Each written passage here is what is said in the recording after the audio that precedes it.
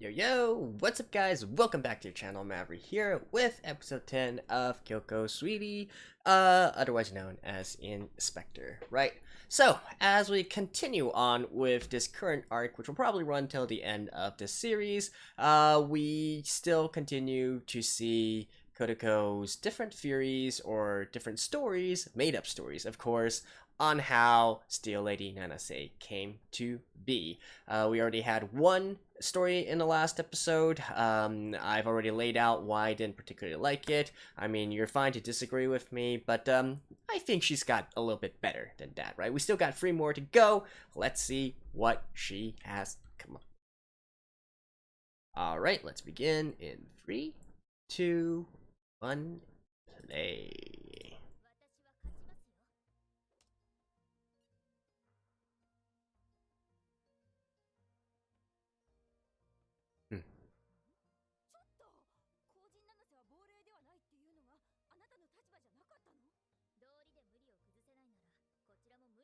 Yeah. Okay. She's using like different identities to throw out different kinds of theories. You know, basically separate everyone from one central theory, right? So that everybody has their own interpretation on things, and that's going to also help in weakening the overall position. Makes sense. Makes sense.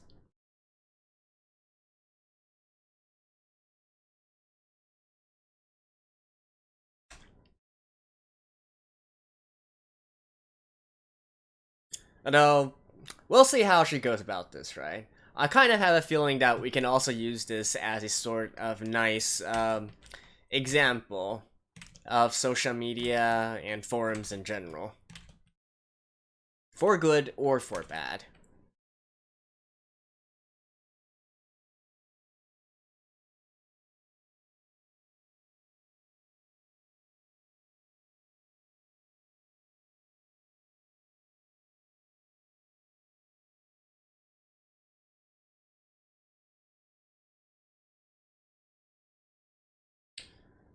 Hmm.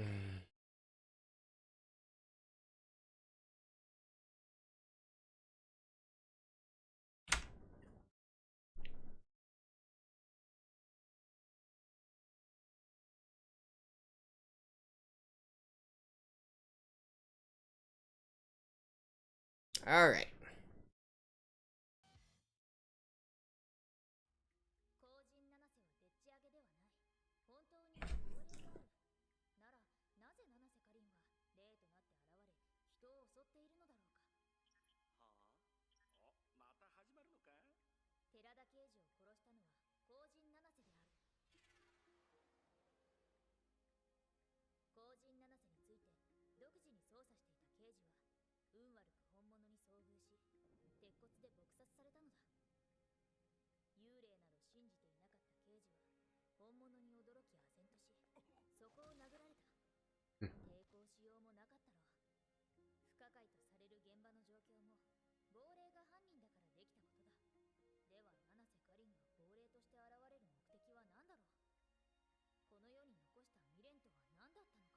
She was murdered.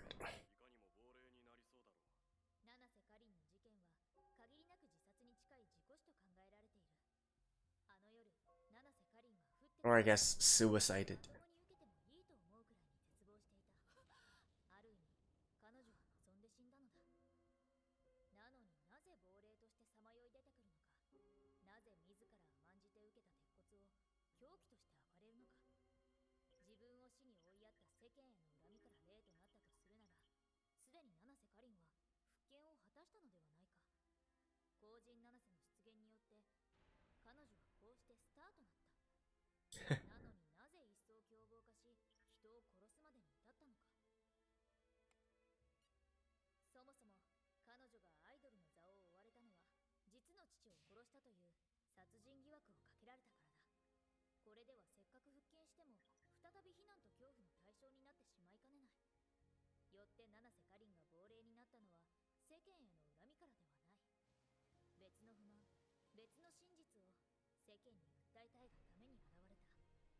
してその訴えを世間がいつまで経っても理解しようとしないため、一層凶暴化したのだ。考えてみてほしい。彼女にかけられた殺人容疑は解消されたわけではないのだ。彼女が本当に父親を殺していたなら、今さら何を世間に訴えようというのだ。 She's framed. 彼女は殺していないからこそ怒り、その事実を世間に知ってもらいたくて化けて出てきたのである。しかし、それだけだろうか。彼女の怒りは別のものを求めているのではないだろうか。Out. これ、推論じゃないでしょ。はい。解決第二の私は、ただの物語作者です。ここの閲覧者は、亡霊を I mean, the first one was fiction. Come on. その謎を解き明かし、亡霊の存在を儀式的に消滅させる。 It's just a case of 事の始めに戻ろう。 more realistic fiction and supernatural fiction. 父親殺しなどというおぞましい嫌疑がかけられたのか。これは企まれ、人為的に生み出された疑惑なのだ。七瀬かりんは罠にかけられた。だから彼女は亡霊となって現れたのだ。七瀬かりんは自分を陥れ、自殺にまで追い込んだ人物を告発してもらいたがっている。我々はその意図を汲み、疑惑の真相を解き明かさねばならない。父親殺しの疑惑を最初に持ち出したのは誰か。ここからは少々際どい発言になりますが、 She's going to 殺されたとされる七瀬かりんの父親がこの疑惑の発端なのだ。父親が娘から殺意を感じて文章として残しておき、死後にそれが発見される。こんな都合のいいことがあるだろうか。七瀬かりんが父を階段から突き落とし、事故死に見せかけて殺したなら、手記もしくは類する書き置きの存在を危ぶんで真っ先に処分しようとしただろう。さらに父が周囲に自分への不満を漏らしている時に殺害するという危険を。 You know, I like how since they're already going into this entire situation, you know, they're already discussing the motives, right? And this little detail here is that since everybody is also discussing the motives behind this, you know, you only discuss the motives if you're already taking the position that, you know, Steel Lady Nanase is actually a ghost coming back for trying to clear her name, right? So just this subtle detail has already changed the flow of this. 親子関係がどうであったかは想像の域を出ない。娘の収入を当てにして仕事を辞めたという報道もある。 It's also a very smart way of driving the discussion.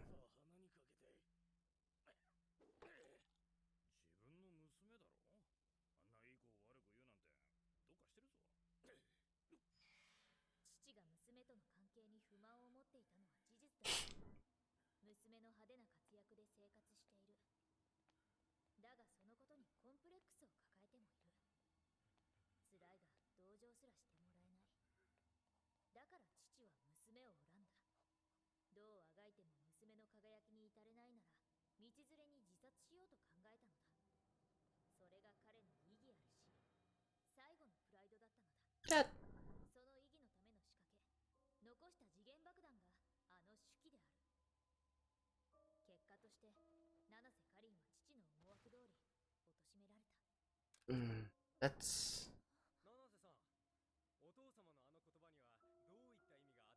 ちょっと、あなたのお父様が残した手記にははっきり書かれているんですよ。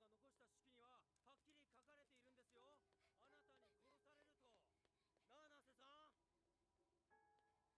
そして彼女を限りなく自殺に近い事故で死なせるまでに至ったのだ。七瀬かりんはそうして死んだ。死んであの世へ行った。そしてそこで先に死んでいた父と再会し、自身から真相を知らされたのだ。あの世で父親から真相を知るって。 yeah, this is going a little bit far. 知らずにどこで知るんですか。Sometimes just leave some stuff to the imagination. 彼女は無念のあまりそのまま成仏することができなかった。だからこの世に舞い戻り真実を訴えようとしているのだ。父親を殺害したのではなく父に殺されたのだという悲劇を知ってもらいたくて暴れている亡霊なのだ。七瀬かりんは父に裏切られたゆえに魔となった。醜い怪物になり果ててしまったのだ。もし彼女を哀れに思い彼女の可憐な姿を思い浮かべ成仏を願うなら後人七瀬はきっと夜から去るだろう。 Bro. Poor Kuro. 無念を晴らすのは物語を受け取る者、採決を下す諸君だ。七瀬かりん、本名七瀬春子を我々の祈りで安らかに天に送り返そうではないか。おかりんちゃんかわいそう。後人七瀬のイメージが変わる話だった。でも親父の気持ちもわかるな。Eesh. あの世とか言ってるのに意外と食いつきがいいわね。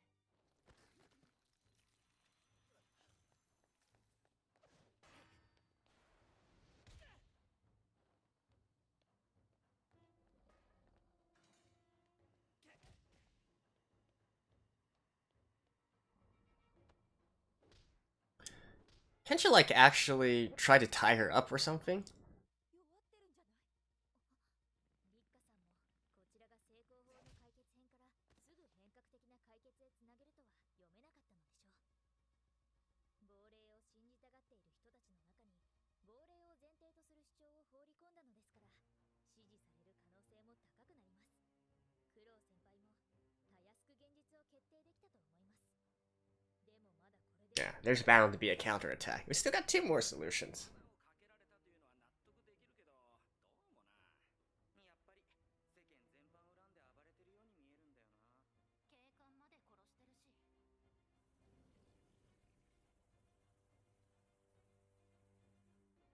花さんが流れをつかみ返してきました。七瀬かりんの亡霊がもっとまともな姿で恨めしそうに現れていれば解決第2で幕を下ろせたかもしれません。ですがいかんせん後人七瀬の名は大きな壁になります。まともな訴えや要望のある霊がそんな名と格好までして暴れそうにないんです。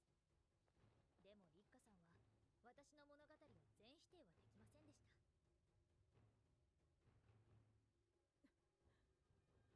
た。ネットの向こう側にいる多くの人たちが望み信じる可能性が高い物語を選び続けようとするなら一定の説得力を持つ私の物語を立花さんも踏まえざるを得ない。大体物語においては絶対有利な多数派を絶対不利な少数派が大逆転するのをみんな期待するものじゃありませんか。 Alright, now we're gonna go into solution 3. 解決第3いきます。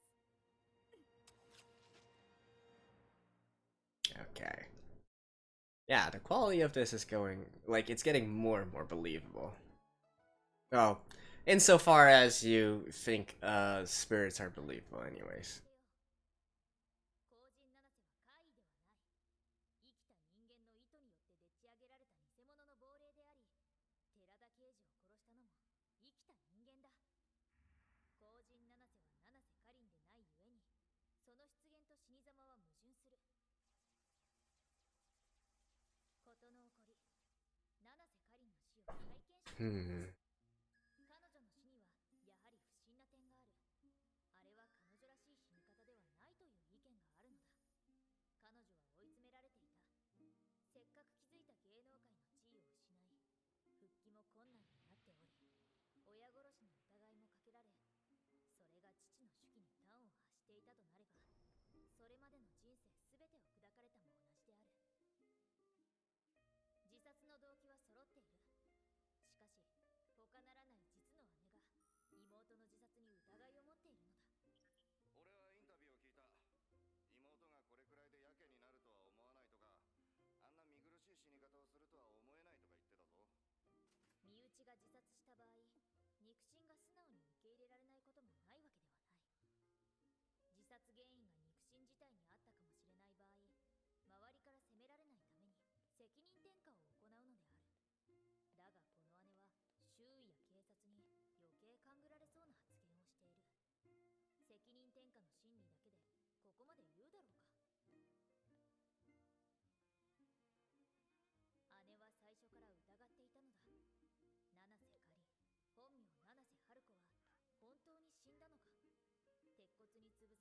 んだのは別人ではないかと。入れ替わり What? 死体といえば入れ替わりは鉄則だな。死体はもちろんしっかり身元確認がされている。服装、血液型、指紋、身体的特徴。しかしそれらにどれくらい信用がおけるだろう。服は着替えれば済む。指紋も以前から警察に登録されていたわけではない。ホテルの部屋の私物を別人のものとすり替えておけばクリアできる。歯型は顔と一緒に砕けている。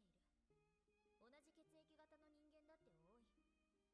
別人と入れ替わっている可能性は排除できない。 For what though? 入れ替わりは理論上可能だ。要は顔が潰れていても入れ替わっていそうにないと警察が判断すれば成功する。でも現実に入れ替わりなんて無理だろう。現実かどうかは関係ない。重要なのは七瀬かりんの姉がこの死体が別人と入れ替わっているかもしれないと疑ったかどうかだ。妹がおよそ妹らしくない。This is also sort of twisting it in a very subtle way to fit her needs, right? そう考えるのも当然だろう。いや、悪意ある行動をした者ほど相手の悪意を疑うものなのだ。 Because では、父の残した手記を what she said was she didn't believe her sister died in a suicide. 姉の初見は妹を快く But now they're twisting it to be like she doesn't believe. 活躍していた妹と常に比較されていたのではなかっただろうか。姉と妹は良好な関係ではなかっただろう。七瀬かりんに殺人疑惑が上がった時、姉から妹を擁護する発言は一切出ていない。妹を追い込んだマスコミを非難する声明すら出していない。姉は妹へのささやかな報復として手記をマスコミに送った。それがもたらした効果は姉の思惑を超えていただろう。だから春子がこんな簡単に死ぬわけがないわ。誰かに殺された可能性はないの？誰か、この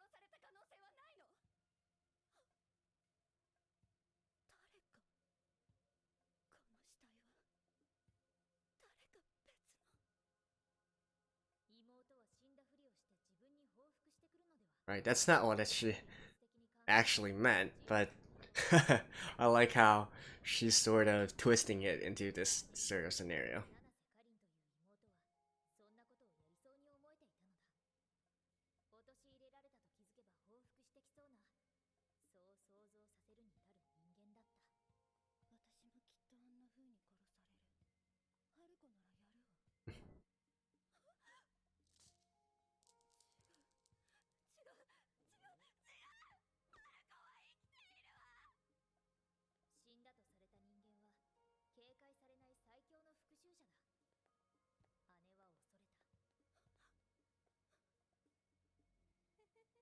とされた人間は警戒されない最強の復讐者だ。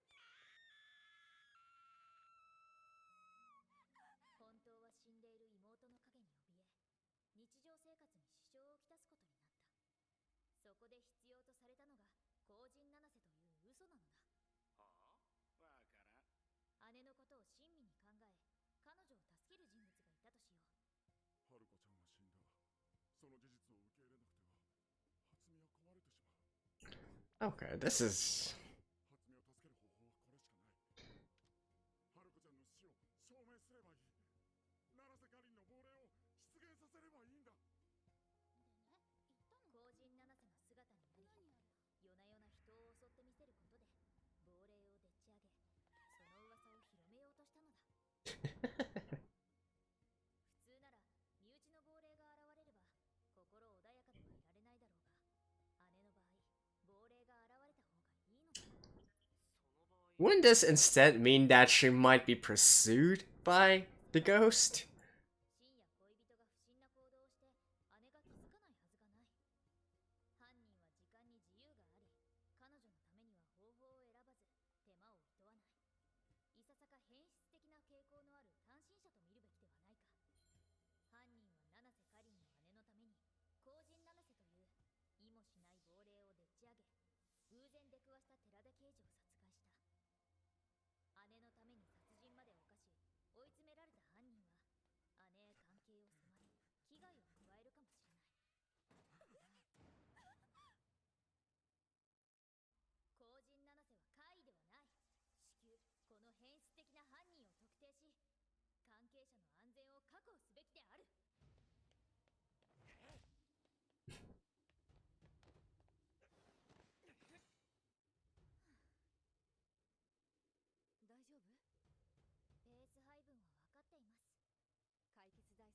効果があった。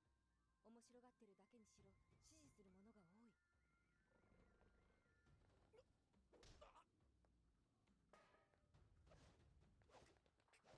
All right. Ooh, die again. 後人七瀬は弱ってないんじゃありませんか。 And choose another future. 犯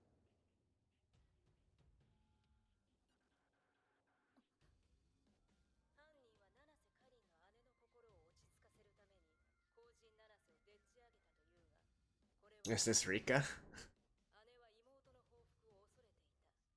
落ち着かせるためなら後人七瀬の設定はもっと温当でなければならない。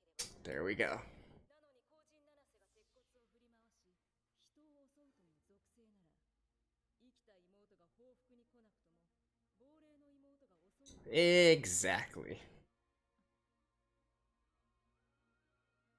さらに殺人まで犯したなら恐怖は最大になる。姉の精神を一層追い詰めるだろう。よって犯人の動機は成立しない。動機が崩れるなら連鎖的に解決すべてが成り立たないことになる。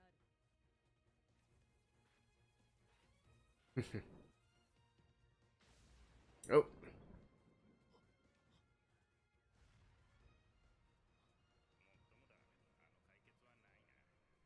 そうか。犯人が矛盾のない行動を取るとは限らない。実際にあるかもしれないけど、そんな解決ありなら何でもありになるぞ。 True.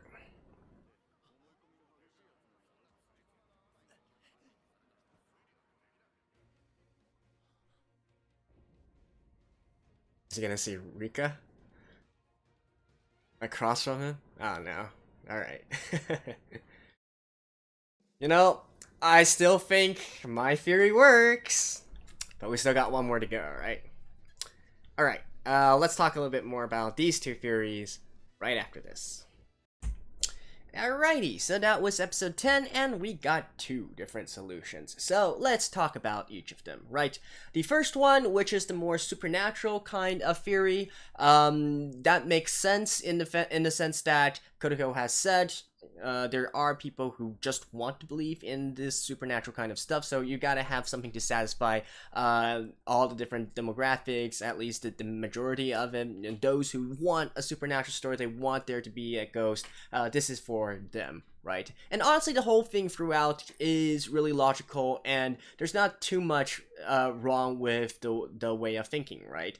So we can totally see a scenario where, I mean, think about it, right? Why do ghosts exist? Why do spirits exist? Typically, it's because they have some sort of lingering regret or rage or whatnot, something that's unsatisfied, and that's why they continue to haunt this earth, this world, and not pass on to the next one, right? So having Steel Lady Nanase be a sort of manifestation of Nanase wanting to clear her name, you know, that in itself is very logical.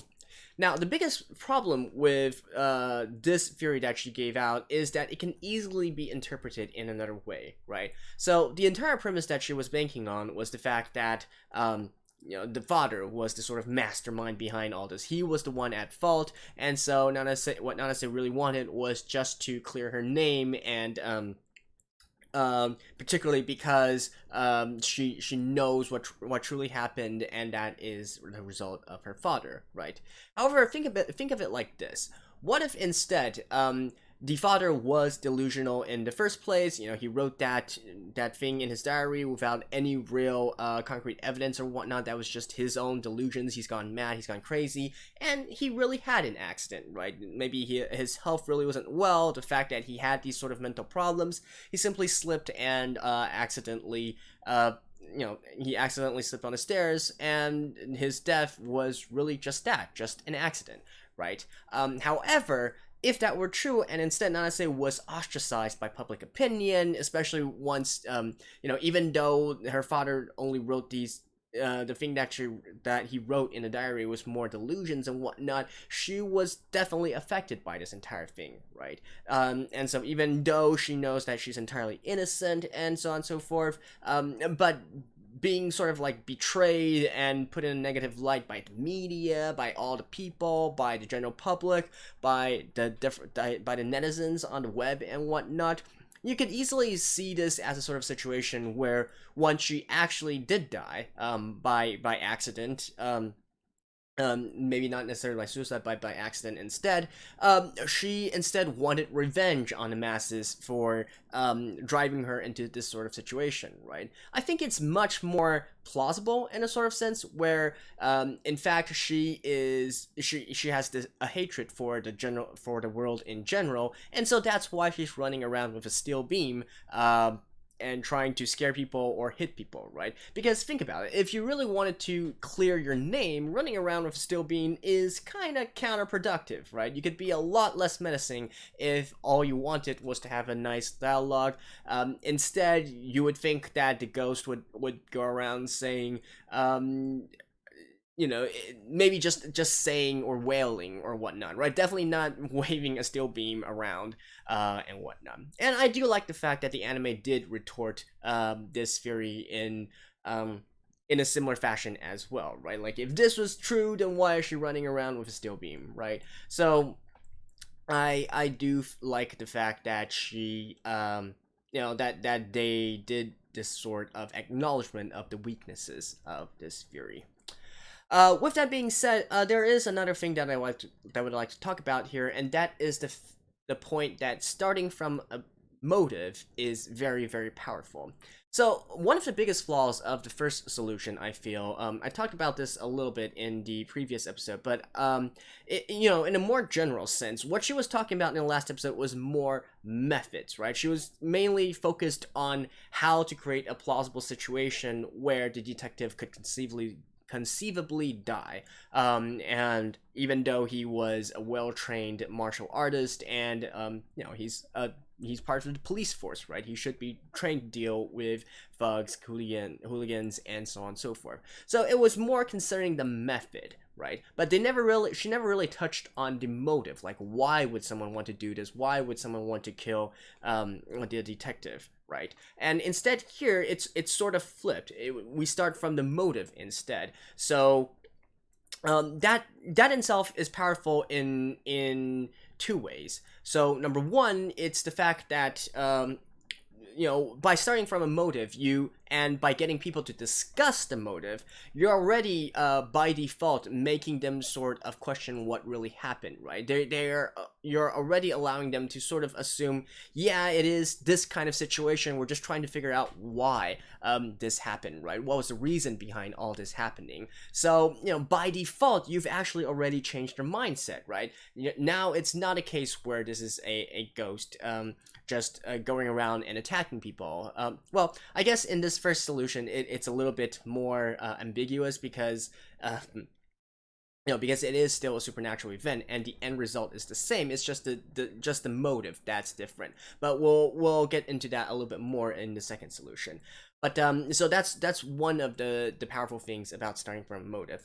And the second part is, like I was saying in the previous episode as well, once you get the motive nailed down, right? Once you already have a sort of establishment that this is why these strange things are happening, all the rest can be explained after the fact. The method doesn't really matter. As long as there's a plausible motive, then people will naturally help you to solve the questions of the methods, right? Of course, like I said, in this case, since it is still a supernatural being, we're not too concerned with the method that this happened. But again, we'll talk more about that in the second solution. And I mean, why don't we just get into it right now? I think that's all I need to talk about for the first one. So basically, it was pretty logical, but I feel like it could easily be interpreted in other ways that would not really help much in sort of diffusing the entire situation in regards to Nanase's supernatural powers, right? Because don't forget, we're not actually trying to find the truth here. We're not trying to convince people of any particular truth. We're just trying to steer them into a direction where Nanase loses her power, right? So that is important here. And even though you might have changed motive or whatnot, if the end result is still the same, she's still swinging a steel beam around at people and killing people, that's not going to be helpful all that much, right? So, on to solution number 2, which deals with her sister Hatsumi.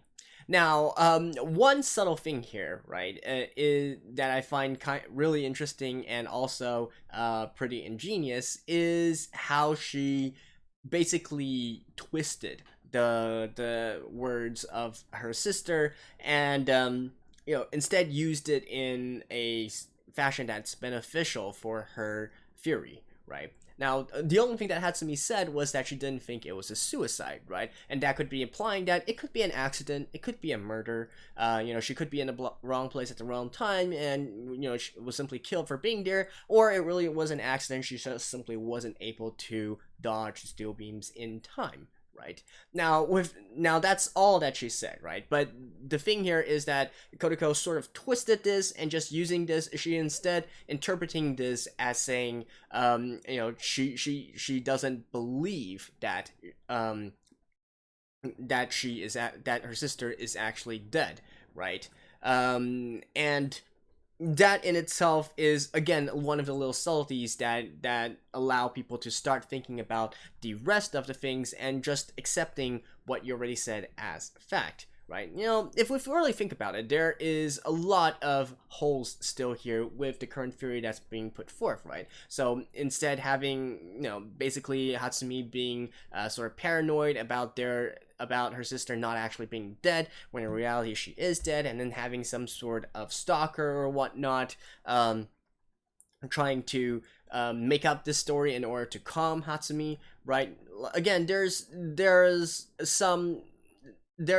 a few of the a few points here that doesn't really quite add up, right? Like, for instance, how exactly did he kill the detectives, right? If it was actually a mere mortal, an actual man, how was he able to get through the entire situation with the detective? They already said there was no struggle, he was taken by surprise, and just had his head bashed in, right? Like, how is that supposed to happen? How can some random nobody off the streets do something like that to the detective? Right?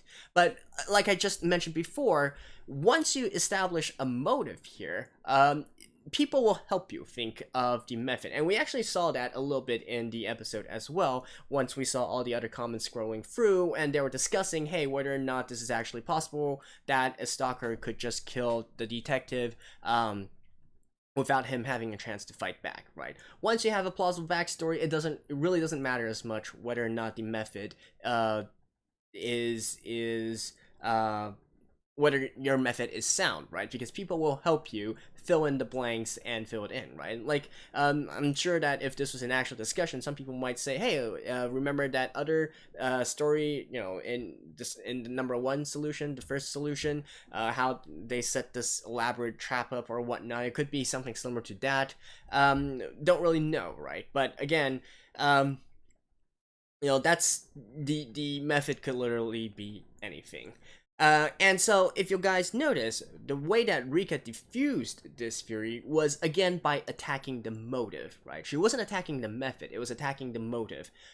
So here, it also made a lot of sense as well. So you're saying that somebody was making up this sort of spirit, this sort of ghost, in order to calm Hatsumi, right? But if that was the case, why did you choose such a violent kind of ghost and such a violent kind of story, right? If it was a vengeful ghost that came back from the dead, wouldn't it be possible that instead the vengeance that she was feeling was instead directed toward Hatsumi, right? In fact, why make her into a violent character at all? Why have her wield a steel beam? Once again, that same sort of question.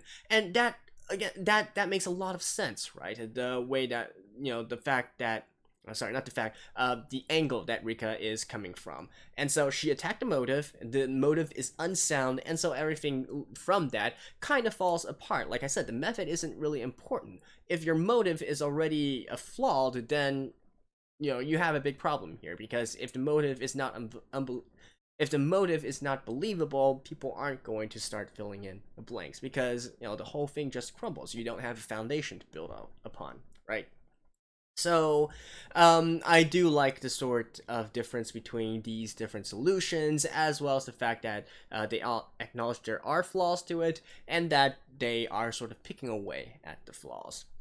Now, with that being said, we still got one last theory, one last solution, right? And I still really hope that they actually utilize the theory that I was putting forth in the past few episodes. You know, the one that there's actually two parties. One is taking on the persona of the Steel Lady Nanase, and the another party is responsible for killing the detective. They are actually not related with each other, but they are sort of, you know, one side is using the fact that the other side exists and doing his deed of actually killing the detective, right? You know, separating this into two separate parts. It could be a combination of the solutions from 1, 2, and 3, or it could be something entirely different. So that is the sort of solution that I am rooting for. I feel like it makes a lot of sense, makes a lot of you know, it's logically consistent, and it also have the ultimate goal of solving the problem of Nanase's ghost, right? The Steel Lady Nanase.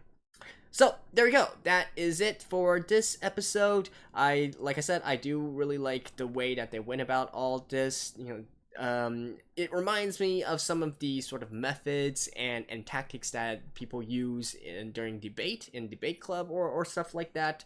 Sort of like you know, subtly changing the flow of the conversation, making some things, establishing A, but then talking about B and C, and then so once everybody is focused on B and C, you know, they already accept A as it is, right? Even though, you know, A itself might be just a hypothesis or something, right? That's just an assumption. There's no reason for people to accept that, but because you make it into a, you know, you're abstracting it to a higher tier, people don't focus as much on the lower rungs of the theory, let's say. So there we go. That is it for episode 10. Hope you guys enjoyed this. I will see you guys next week as well. And if you guys do have some other theories that you'd like to put forth, you know, what could be the fourth solution that that Kodako is going to say, now, feel free to comment below and let me and everybody who's watching the video know. So, I'll see you guys next week. Bye-bye.